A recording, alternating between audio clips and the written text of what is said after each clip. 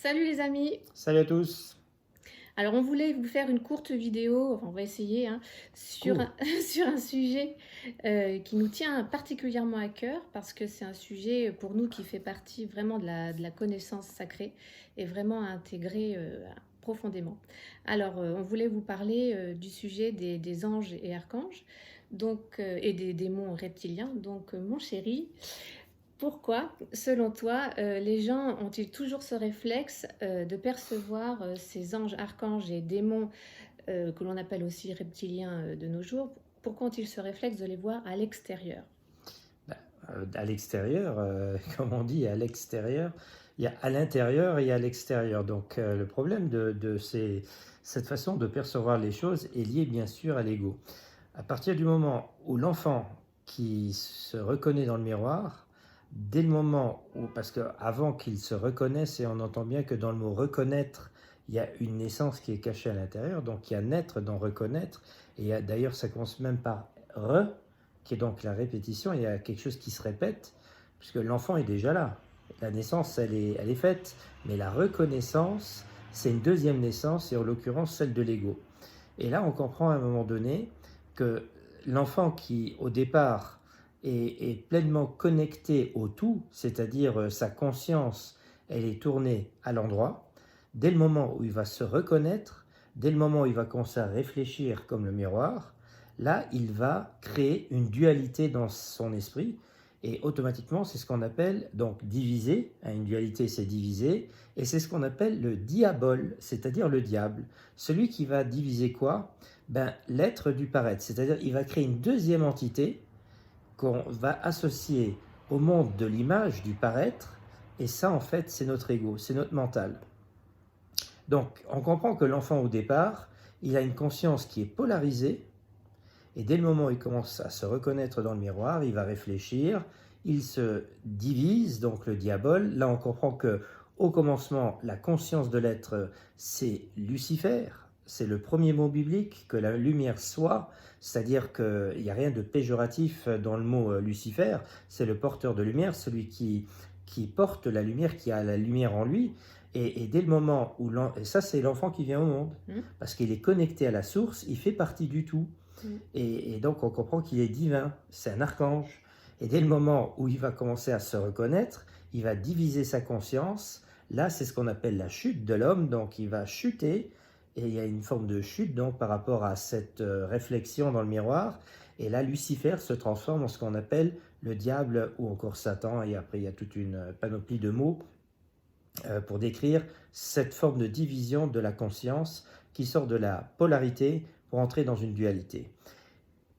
Il faut comprendre que quand on a l'esprit polarisé, on peut dire qu'on n'est pas dans le jugement. C'est-à-dire que l'enfant, d'ailleurs, il n'est pas dans le jugement, il observe les choses comme elles sont. Ça est ce que ça est. Il n'y a pas de jugement qui est émis par un enfant, puisqu'il n'a pas encore la possibilité de définir les choses réellement. Donc pour lui, les choses sont neutres d'une certaine manière. C'est seulement quand il commence à avoir cet esprit dans la dualité, donc, et même possessif, etc., où il va commencer à émettre des jugements, et automatiquement on a une balance. Quand on prend le symbolisme du tribunal, du jugement en règle générale, c'est souvent une balance, puisque là, comme on a un esprit qui n'est plus polarisé, mais qui est dans la dualité, on peut parler du plus et du moins. Mmh. D'accord? On a Mmh. vraiment Mmh. donc cette... et quand on parle du plus et du moins, on est dans ce qu'on appelle l'électromagnétisme, Mmh. dans le monde du magnétisme, puisque le magnétisme est basé sur ces deux forces, on leur a donné le mot plus et moins, etc. Et là, on comprend que notre esprit, il est dans une sorte de balancier énergétique. Voilà. Si je suis neutre, si je suis équilibré, si je suis polarisé, je ne perds pas inutilement de l'énergie pour rien, mais dès le moment où je commence à être dans ma dualité, et je commence tout le temps à juger le monde autour de moi d'une manière conditionnelle, donc je ne suis plus inconditionnel, mais je deviens conditionnel, sous condition, donc il y a vraiment une idée de jugement, d'observation, donc ou bien c'est bien ou c'est pas bien, et là c'est une pompe énergétique. Donc, si tu as compris ça, à partir du moment où tu comprends ça, tu comprends aussi, parce que quand on évoque le sujet des anges, des archanges, des reptiliens, enfin qu'on appelait les démons, bien sûr, les personnes, ils auraient tendance toujours à regarder vers l'extérieur, ces entités, comme s'il y avait quelque chose qui nous attaquait, si on parle des reptiliens, quelque chose qui nous attaque de l'extérieur, ou bien quelque chose qui nous aide aussi, encore une fois, donc les guides, les anges, les archanges, on va chercher vers l'extérieur de l'aide, voilà, Tout le ce que le New sauveur, Age s'est approprié.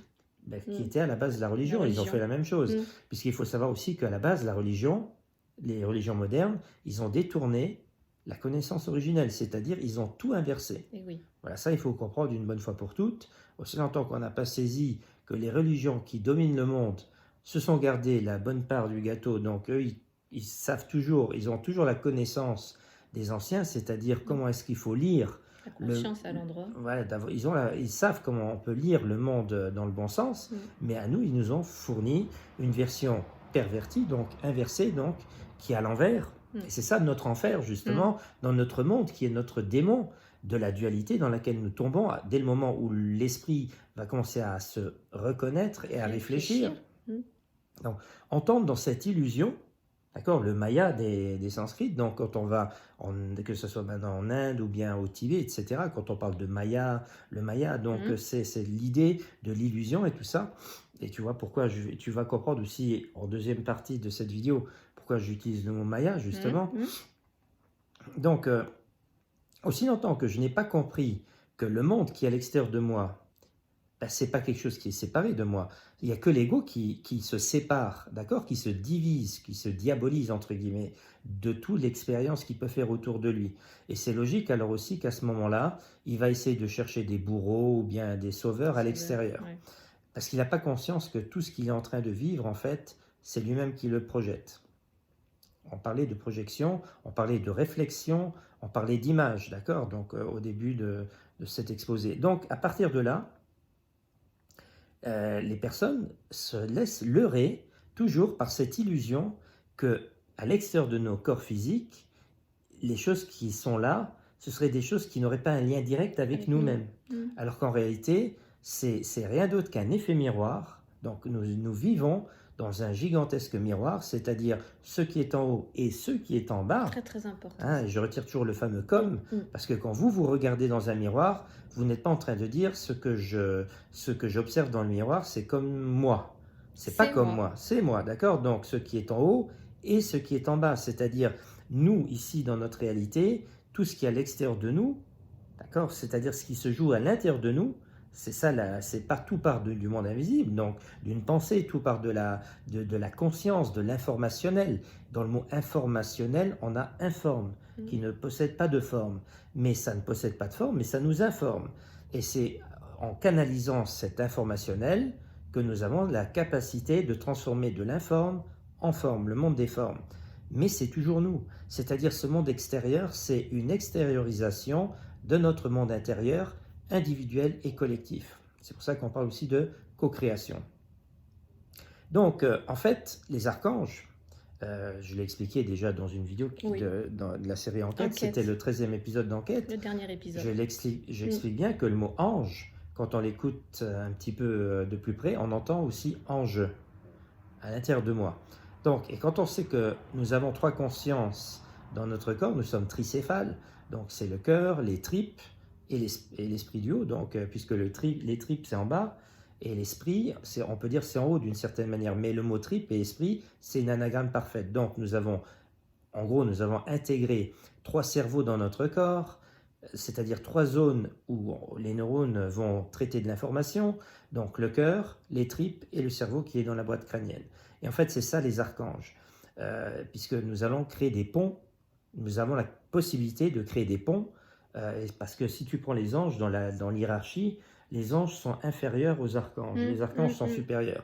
Donc on comprend à un moment donné aussi que ces archanges qui sont supérieurs dans l'hiérarchie, on parle toujours des 3 fameux archanges, donc on a affaire à Michael, à Gabriel et à Raphaël, mais on a toujours tendance à oublier un 4e archange très important qui s'appelle donc Uriel, mais en fait le fait de dire Ur ou Ur, c'est pour pas dire Lucifer carrément, puisque ça veut dire exactement la même chose, puisque Ur c'est la lumière, et Lux, Lucifer, Lucie, Lux ça veut dire lumière aussi. Donc on comprend à un moment donné que tout ça c'est de la connaissance purement ésotérique, hermétique, psychologique, de notre fonctionnement intérieur, que nous avons à l'intérieur de nous 3 zones où de l'information va pouvoir être traitée, d'une manière chaotique, si on n'a pas conscience de la fonction de ces 3 zones, on va dire neuronales dans notre corps, puisqu'ils ont quand même une fonction qui est différente, puisque le cœur qui représente Gabriel ou la déesse Mat dans la version originelle, ça représente la conscience pure, le cœur, donc, puisque le cœur c'est vraiment l'organe majeur qui se crée au 18e jour, donc c'est vraiment à partir de là que vraiment on peut parler d'une conscience qui commence à exister. Donc, ensuite, on a le deuxième cerveau. Alors là, c'est le premier, hein, donc au niveau du cœur, on l'appelle Gabriel, on peut l'appeler Matt dans sa version originelle. C'est la conscience, premier cerveau. Deuxième, au niveau des tripes, donc des intestins. Donc ça, c'est Michael, qui est dans la version originale, c'est Anubis. Et là, on parle du subconscient. Donc c'est une autre façon de concevoir, bien sûr, la conscience. C'est le subconscient, c'est-à-dire de l'information qui est en nous, qui a un impact sur nous, mais auquel on n'a pas forcément directement conscience. Et alors, bien sûr, Raphaël, qui se trouve en haut au niveau de la boîte crânienne. Donc ça, c'est Raphaël dans la version ancienne, donc c'est le dieu Thoth. Et là, c'est intéressant parce que si tu prends le mot Thoth et tu entends Tod en allemand, Tod, ça veut dire la mort.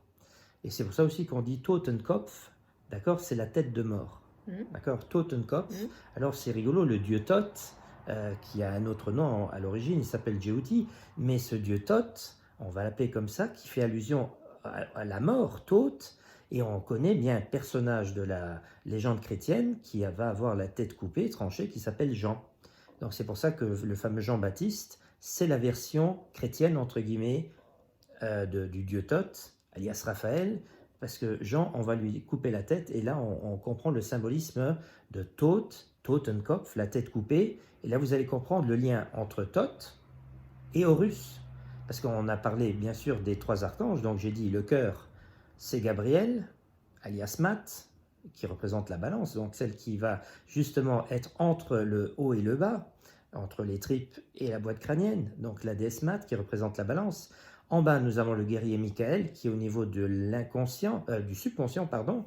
Donc on a Anubis, le guerrier, on va dire même c'est le côté, le côté martial, donc le côté guerrier qui se trouve au niveau des intestins. Ensuite, on a parlé de la boîte crânienne, nous avons donc le dieu Thoth qui est un dieu lunaire. Et là, on a la zone, on va dire même féminine, donc on va dire de ce côté-là, on aurait plutôt le plus et en bas le moins. Donc on comprend qu'au milieu, il y a le centre, le moins, le plus, le soleil, chakra solaire, hein, il est plutôt vers le bas. Ici, on a le côté lunaire.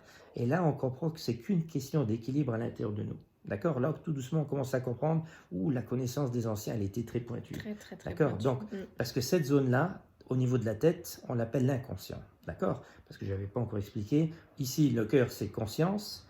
Le ventre, les tripes, c'est le subconscient. Le subconscient. La boîte crânienne, c'est l'inconscient. Et alors on dit, mais comment l'inconscient? Ben oui, quand tu es diabolique, quand tu es devenu diabolique, c'est-à-dire que tu es sorti de la supraconscience, c'est-à-dire l'enfant qui naît est supraconscient. Tous les enfants qui viennent au monde sont supraconscients. Ils sont complètement connectés, l'être et le paraître ne font qu'un. Ils sont polarisés. Dès le moment où ils commencent à se reconnaître, c'est comme s'il y avait une séparation. D'ailleurs, même, on va dire que même la biologie, quand l'enfant se crée dans le ventre, avec la séparation du cerveau, puisqu'il faut comprendre, quand vous prenez la division des cellules dans un corps humain, on voit qu'au 18e jour, il y a le cœur qui apparaît, après il y a d'autres cellules qui vont former ce qu'on appelle le cerveau, mais c'est un cerveau qui va se séparer en deux. Il y a une partie qui monte vers le haut et une partie qui descend vers le bas. Et là, on voit que d'un point de vue biologique, il se produit quelque chose que l'être va recréer au moment où il va réfléchir, c'est-à-dire il a déjà séparé biologiquement d'une certaine manière ses neurones pour faire 2 zones neuronales, mais après il va faire la même chose puisqu'il va diviser l'être du paraître. Et donc on comprend que justement c'est une question de comprendre déjà c'est quoi la conscience. Pourquoi est-ce que le cœur, on peut l'appeler la conscience? Parce que c'est le cœur qui est directement relié à la déesse mère, c'est-à-dire à la source, tout part du cœur.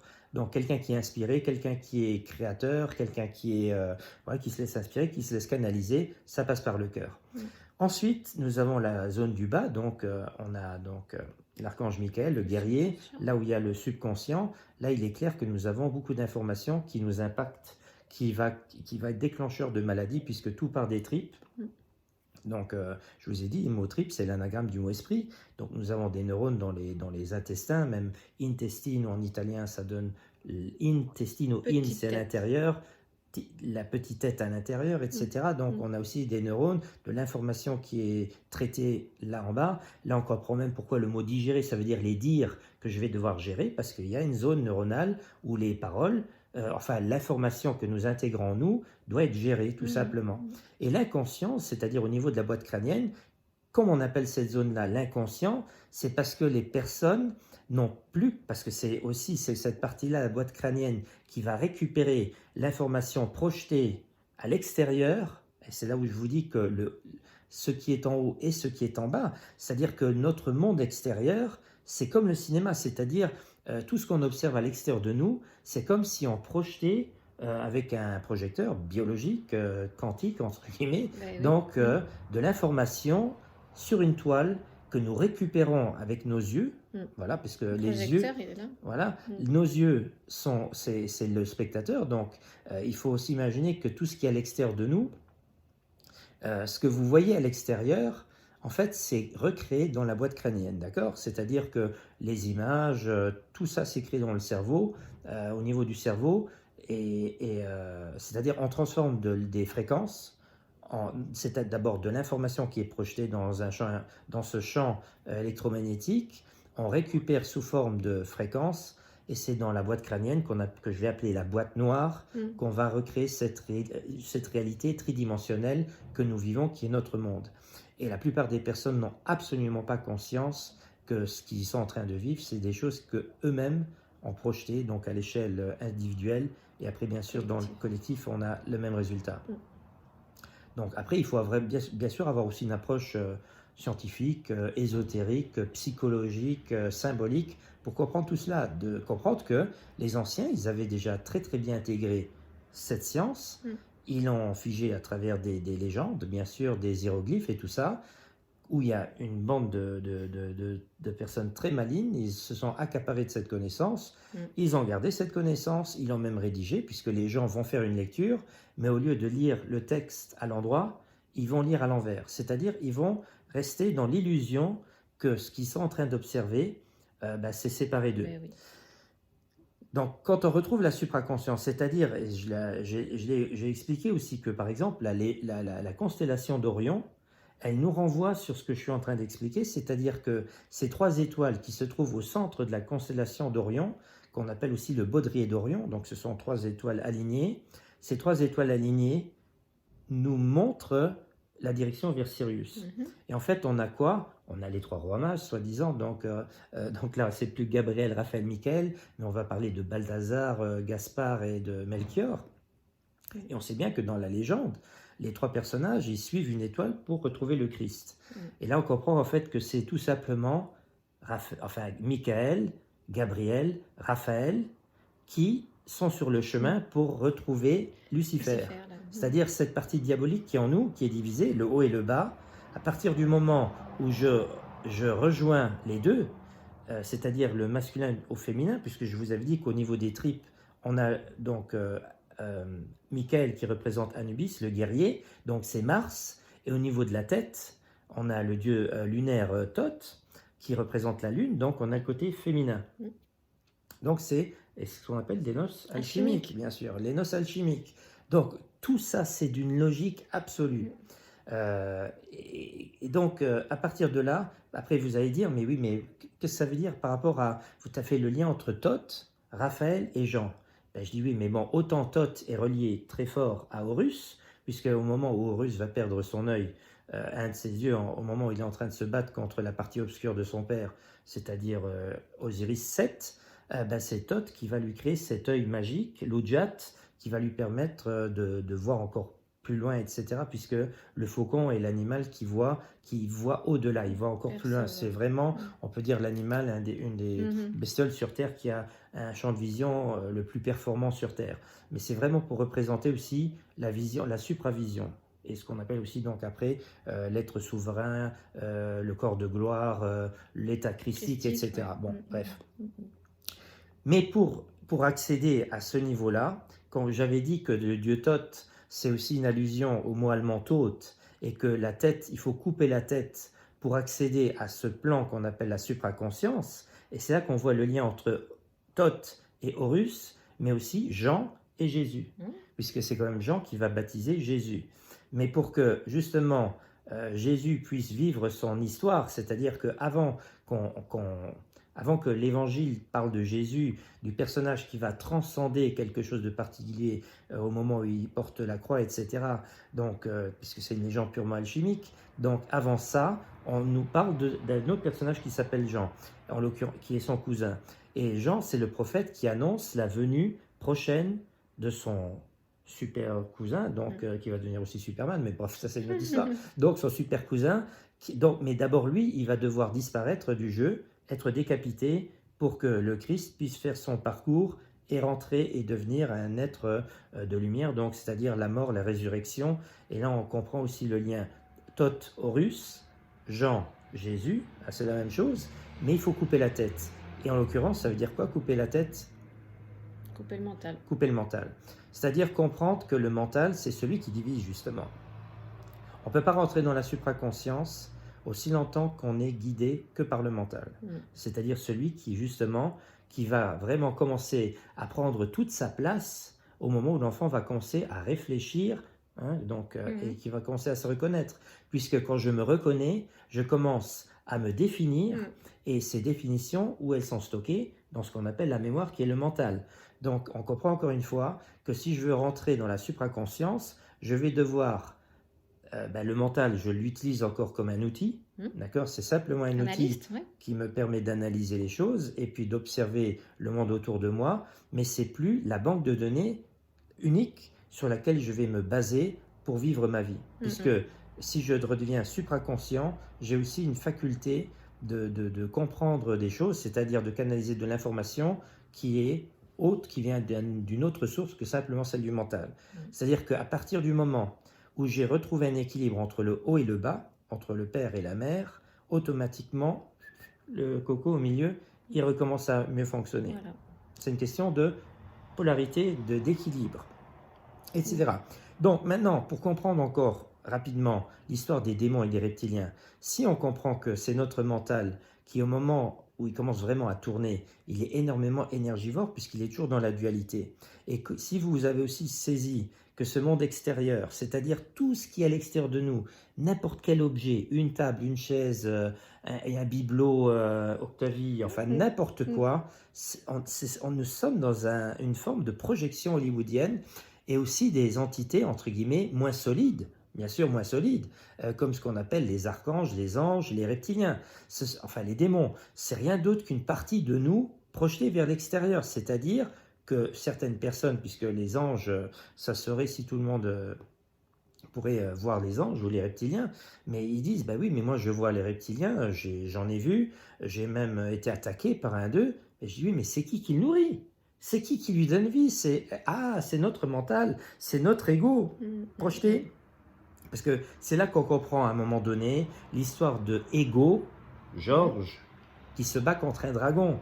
Donc là, on comprend que c'est quelque chose de purement ésotérique. Si on comprend que l'étymologie du prénom Georges, c'est le laboureur, celui qui travaille la terre, comme Adam qui chute, d'accord? Donc la chute de l'homme, c'est pas seulement Lucifer qui chute, mais c'est aussi Adam. Dès le moment où Adam il tombe sur terre, et Dieu lui dit derrière, dorénavant, tu devras travailler la terre à la sueur de ton front. On pourrait même dire que le prénom, le nom Adam devient Georges, c'est-à-dire nous sommes tous des Georges, c'est-à-dire des agriculteurs, des laboureurs. Et tu sais aussi bien qu'est-ce qu'on est en train de labourer, bien sûr. On laboure quoi? Notre mental. Le vitriol. Oui, le on vitriol. est d'accord, on est dans le vitriol. Tu me pièges. Parce qu'elle écoute, et parfois, c'est le vitriol. Donc, le vitriol des alchimistes visite l'intérieur de la terre, et en rectifiant, tu trouveras la pierre philosophale, la pierre cachée. Donc, on comprend que nous sommes tous agriculteurs quelque part. Dès le moment où l'enfant, on pourrait dire que, et c'est là qu'on comprend aussi que le mot Adam a un lien avec le diamant, donc puisqu'il y a même des diamants qui sont de couleur adamantine, donc c'est un peu rougeâtre comme ça. Donc l'enfant qui vient au monde, c'est un diamant pur. Voilà, il est très aligné, c'est un Christ, un cristal, donc qui va devenir Lucifer, qui est aussi Lucifer, etc.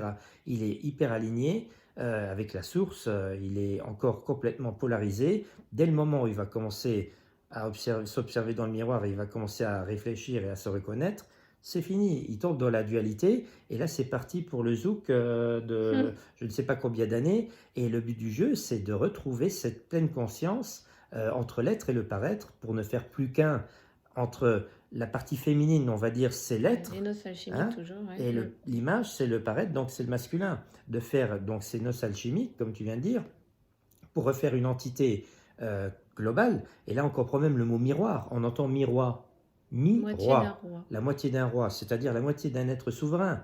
Ben oui, parce que tu n'es pas relié à ton féminin sacré. Et là, encore une fois, tu as compris, si j'arrive à refaire l'équilibre entre ma partie masculine et féminine, je ne suis pas un mi-roi, mais je suis un roi entier ou une reine entière, etc. Donc, je deviens un être souverain. Donc, et ces reptiliens, en fait, ce côté... puisque dans le New Age, bien sûr, on nous dit il y a des méchants reptiliens dans le bas astral qui nous dévorent, etc., qui dévorent notre énergie. Il faut tout simplement comprendre que c'est notre mental. C'est-à-dire, aussi longtemps que nous ne réussissons pas à avoir ce bel équilibre, il y a une sorte de une montre intérieure, un tic et un tac, donc un plus et un moins, qui nous fait perdre de l'énergie. Donc, c'est que ça. Donc, je te dis, le sujet, pour moi, il est tellement clair aujourd'hui. C'est comme le fruit de plus de 20 années de recherche pour comprendre pleinement, de saisir pleinement toutes ces légendes. Parce qu'après, les légendes, en veux-tu, en voilà, il y en a plein sur Terre, mais en fait, ça parle que d'une seule chose. Ça, c'est aussi très intéressant quand on commence à vraiment s'intéresser aux légendes, leur symbolisme, et que tu as cet esprit holistique qui te permet de faire des liens, où tu vois que, en fait, nous avons affaire à une seule connaissance, d'accord, qui est répandue un peu partout à travers le monde, qui est légèrement, on va changer légèrement l'interprétation, mais si on a cette vision holistique, on voit à un moment donné, ah merde, c'est la même légende. Et surtout, si on a pris conscience qu'il fallait le retourner d'un point de vue psychologique. C'est ça. Voilà. Et donc après, quand on entend toutes les conneries sur le net, et là tu as un truc, d'accord, d'accord, qui tu voulais dire là. Oui, j'ai besoin de ton éclairage là-dessus. Ouais. J'ai publié il y a quelques jours une photo de Bouddha, et c'était le temple de Wat Mahata en Thaïlande, et j'ai eu droit comme commentaire satanisme. Déjà ça. Et après, j'ai évoqué le film avec Keanu Reeves, Bouddha, dans lequel il a incarné Bouddha, et c'est pareil, on m'a fait tout un speech sur Bouddha en disant que Bouddha, c'était Satan. Donc, je voulais avoir ton point de vue là-dessus. Écoute, c'est très simple. Quand tu entends cette histoire-là, tu dis déjà, par rapport au satanisme et tout ça, si vous avez compris ce que je venais de dire avant, ces personnes sont complètement dans l'illusion du paraître. D'accord? Donc du monde du paraître. Justement, le diable, il fait bien son boulot, c'est-à-dire le mental, il sépare, il crée une entité, ils sont en train de s'imaginer quelque chose comme ça. Bon, bref. Première chose, j'avais évoqué le mot Maya. Bon, Maya, c'est la mère de Bouddha. Il faut savoir ça. D'accord? C'est aussi, elle s'appelle Maya. Et là, tu comprends encore une fois que c'est Isis en réalité, et que Bouddha, c'est Horus, tout simplement. D'accord? Puisque quand on prend la légende de Bouddha et on l'associe à celle de Jésus, mais merde, on a affaire à la même histoire. C'est un personnage qui vient quand même d'une lignée aristocratique, hein, d'accord? Bouddha, c'est un prince et tout ça, il vit... Bon, après, c'est vrai que le Christ, il vit pas forcément dans l'opulence, comme Bouddha au départ, mais il est quand même, si on regarde le Nouveau Testament, tous les différents évangiles commencent par un arbre généalogique, et ils veulent nous expliquer que le Christ est de descendance royale, d'accord, qui remonte à Salomon et David. Et donc tu vois bien qu'on a affaire à un prince. Le Christ est un prince. Et il va peut-être pas vivre dans l'opulence comme Bouddha, mais tous les deux vont quand même faire un parcours de transcendance de quelque chose de particulier, puisque même Bouddha, il a des épreuves qu'il va devoir vivre à un moment donné. Il y a même des filles enfin, qui vont lui être envoyées. Ce sont les filles d'un démon qui s'appelle Mara, qui vont essayer de le détourner de son éveil spirituel. C'est ce qu'on appelle la tentation, bien sûr, qu'on va retrouver dans le christianisme avec cette légende de Marie-Madeleine, etc. Même dans la légende de Bouddha, il y a la famille qui essaye de le récupérer. On voit aussi qu'une personne qui veut s'éveiller qui veut devenir un Christ à part entière, puisque tout le monde peut devenir un Christ, ou un Bouddha, un éclairé, donc, ou un supraconscient, ben, il y a même la famille qui vous en empêche, tout Voilà. simplement. Mais reviens chez nous, tu étais bien chez nous. Là, tu es en train de dire des conneries, tu es en train de faire des drôles de trucs, etc. Donc, on comprend que ces légendes Parle d'un parcours initiatique, alchimique, bien sûr, de Mm. transcendance de l'ego, et je vois pas ce qu'il y a de satanique là derrière. Ben Mais voilà. absolument pas. C'était assez surprenant. D'ailleurs, c'est peut-être même des chrétiens qui disent cela, et puis ils sont même pas capables de faire le lien entre leur légende du Christ et celle de Bouddha, qui est exactement la même. Ouais, ouais. D'accord? Donc Oui, c'est un truc de on dingue. fait pas le lien. À partir de là aussi, Keanu Reeves, donc, parce qu'on en avait Oui. parlé, il y a une personne, d'ailleurs, dans ton échange, il y a même quelqu'un qui disait, oui, mais regarde le choix de ses films, etc.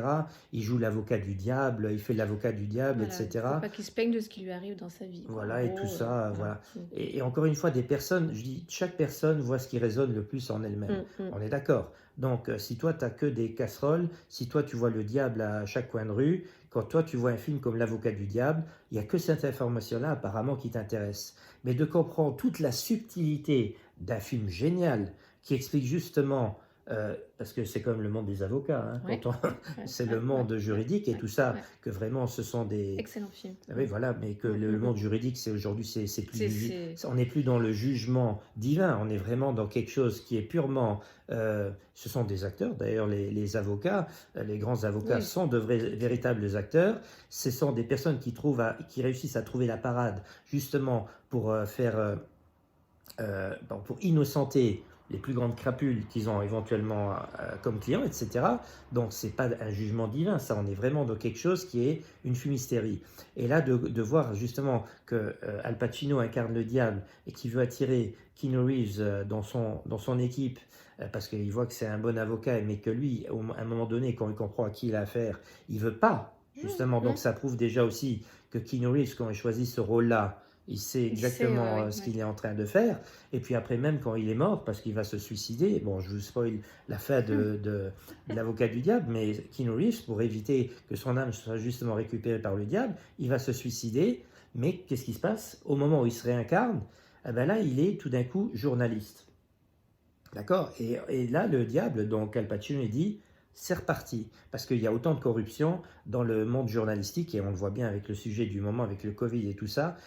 Donc, simplement pour vous dire qu'un film, encore une fois, observez le film d'une manière neutre, observez les symboles, oubliez ces histoires de diable, de je ne sais quoi, là, toutes ces choses tellement bêtes, d'accord, auxquelles les gens s'accrochent, parce que la religion dit ça, parce que le New Age dit ça et tout ça, mais soyez logique. Essayez de voir la part psychologique. La part psychologique. Le message. Où il est le diable? Si le diable existe, c'est qui le crée? Si le divin, c'est-à-dire la partie belle, noble, existe, est-ce que c'est quelque chose de l'extérieur qui nous influence? Ou bien est-ce que c'est nous-mêmes qui sommes des entités, on va dire, nous sommes des fragments d'un grand tout, qu'on appelle le divin, qui va faire le bien et le mal, c'est-à-dire qui c'est nous qui créons cette réalité dans notre monde, qui est l'anagramme de démon. Et puis encore une fois, puisque nous avons à un moment donné l'esprit qui passe d'un esprit polarisé à un esprit dans sa dualité, de comprendre qu'on va séparer l'expérimentateur de l'expérience, c'est-à-dire du monde extérieur, et c'est à partir de là qu'il y a le leur, le Maya, et que cette fameuse apocalypse aussi qui nous avait été vendue en 2012, là, si on prend bien l'étymologie du mot apocalypse, ça veut dire sortir de l'illusion. Apo, c'est sortir, et calypse, c'est un lien avec Calypso, donc dans la mythologie grecque, avec Ulysse, donc celle qui hypnotise Ulysse pendant 7 ans sur son île, 7 années sur son île, et là on comprend que ça a à voir avec l'illusion. Donc sortir de l'illusion. Et là on comprend qu'une personne qui s'éveille, qui devient supraconsciente, c'est une personne qui vit une véritable apocalypse intérieure. Ce que les Arabes ils appellent le djihad. Voilà, donc on a toujours cette même logique. Donc, il y en a marre. Maintenant, je vais vous dire aussi encore une chose, et puis Octavie aussi, tous les gugus, la New Age, qui viennent avec le reptilien, qui limite, ils auront encore tendance à dire qu'on est des abrutis. On nous dit qu'on est endormis. On est endormis. Voilà. C'est nous les endormis. C'est nous les endormis parce qu'on ne veut pas croire qu'il puisse exister des reptiles dans le bas astral qu'on ne peut pas voir. Voilà. C'est comme si vraiment on était des demeurés de ne pas comprendre que, oui, on ne voit pas tout. Les preuves qu'on nous apporte, c'est les crânes coniques Bah oui, mais les Euh, crânes coniques, c'était peut-être des êtres qui ont bien vécu sur Terre et qui avaient des crânes coniques. Un crâne conique, c'est pas un voilà, crâne de reptile, hein. pour eux, c'est les Bon, reptiliens. Voilà. voilà, Mais ça, il donc y en toutes a des marre. choses comme Vraiment, il y en ça. a marre. Non, il y en a marre parce que Mm. moi, ça fait plus de 20 ans que je suis là-dedans, Mm. dans ces sujets, mais largement au-delà Oh de 20 oui, ans, oui, oui. etc. Je sais de quoi je parle. J'ai fait le tour des reptiliens. Je connais la légende des Anunnaki. Je connais tous les artefacts à travers le Mm. monde où on voit un homme qui se bat contre un reptile, Tiamat qui se bat contre Marduk, etc. On n'a pas besoin de me raconter tout ça. Je Mm. sais de quoi je parle. Mais il y a un jour où j'ai commencé à aller plus loin dans la réflexion. Et justement dans la réflexion. Et là, j'ai compris que c'est une question de miroir. Mm. Si vous n'arrivez pas à intégrer cela, nous ne pourrons jamais s'en sortir. L'effet miroir, c'est un sujet capital, vraiment. Si vraiment les personnes n'arrivent pas à saisir que le monde extérieur n'est rien d'autre qu'une projection de nos pensées, de notre imaginaire, de ce qui se joue à l'intérieur de Exactement. nous, on s'en sortira jamais. On n'est pas victime. D'accord? On Voilà. est, Et on est, après, on est tous scénaristes, réalisateurs, acteurs et spectateurs de notre vie. Ça, c'est intéressant de voir comment on peut utiliser tout le temps le cinéma faut vraiment, pour oui, expliquer ça. Il faut n'y a pas de vraiment hasard. l'intégrer, c'est très Puisque important. quand on a créé le cinéma, enfin, on l'a découvert. Hum, C'est-à-dire, on a fait une découverte de quelque chose qui se joue à En l'intérieur nous, de nous. Donc, on a découvert le cinéma. toujours même On n'a rien principe. fait d'autre que d'extérioriser notre façon de fonctionner. Donc, avant qu'un film se réalise, et on va arrêter là-dessus, Oui. avant qu'un film devienne une réalité, il faut une idée. Hum, C'est la première oui, chose, une c'est la moindre des pensée, choses. la Une pensée. pensée, donc un scénario. Hum, Ensuite, il va falloir une équipe technique. Donc, l'équipe technique, en l'occurrence, c'est notre corps physique. C'est ça. Tu vois, avec son fonctionnement. Donc, ça, c'est, on va dire, la machine qui va permettre La de réalisation. réaliser la chose, Hum, etc. Ensuite, il faut des acteurs. D'accord? Donc, les acteurs, ce sont des personnes qui vont incarner ce qui a été scénarisé, c'est-à-dire figé sur du papier. Donc, hum, l'idée qui a été des personnes qui vont vivre la situation. Donc, scénario, réalisation, équipe technique, acteur. Et le quatrième, le plus important, Le le spectateur. spectateur. Donc, observer, avoir cette vision globale d'ensemble. Et Hum, là, c'est là que je vous dis, hum, soyez le spectateur de votre vie. hum. Prenez de la hauteur sur tout ce qui se passe et observez vous-même dans votre propre film que vous scénarisez. Bon, après, le problème actuel, c'est que nous scénarisons collectivement une jolie merde. D'accord? Voilà. Nous sommes tous impactés par la co-création. Après, il n'y a que les grands éveillés, au moment où ça sera important, qui pourront peut-être s'en sortir, puisque j'ai aussi pris conscience que chacun, on a beau vivre collectivement une expérience, la Hum, co-création, mais chacun est aussi dans dans sa petite salle de cinéma personnelle, et c'est là que il n'y a que les grands éveillés qui vont vraiment pouvoir passer à côté hum, des mailles, entre guillemets, de la hum, co-création, hum. en suivant les signes. Ça, je l'ai dit dans une Oui, vidéo, ça fait oui, pas oui, encore longtemps. oui, oui. Donc, il n'y a que les personnes vraiment qui ont saisi que je suis dans mon... Mais moi, je ne peux pas agir pour Octavie, je ne peux pas agir pour mon fils, je ne peux que comprendre les signes pour moi, et Octavie pour elle, etc. Après, ça ne veut pas dire qu'on n'ait pas les mêmes signes, etc. Oui, oui, Mais non. je vous explique comment ça fonctionne. En gros, c'est simplement pour vous dire que à partir du moment où vous avez compris que toutes les fréquences ont des vibrations autour de nous, hein, dixit Nikola Tesla, Hum, que si on veut comprendre les secrets de l'univers, il faut penser justement en termes d'énergie, de fréquence, donc de vibration Et et d'information. d'information. Donc vous avez saisi les secrets de notre monde. Donc Tout voilà, démarre de là. il Hum, démarre de là. hum, hum. Voilà, Oui, comme 38 minutes. On, ça va vite, hein? oui, on espère que ça vous a quand même apporté un petit plus, un éclairage de plus par rapport aux publications que tu as faites aujourd'hui encore, Hum, sur ce sujet qui est vraiment très important. hum. Voilà. Voilà, On eh ben, vous on vous embrasse. souhaite une belle semaine encore et Hum. puis on vous dit à très bientôt. Ciao! Ciao, ciao.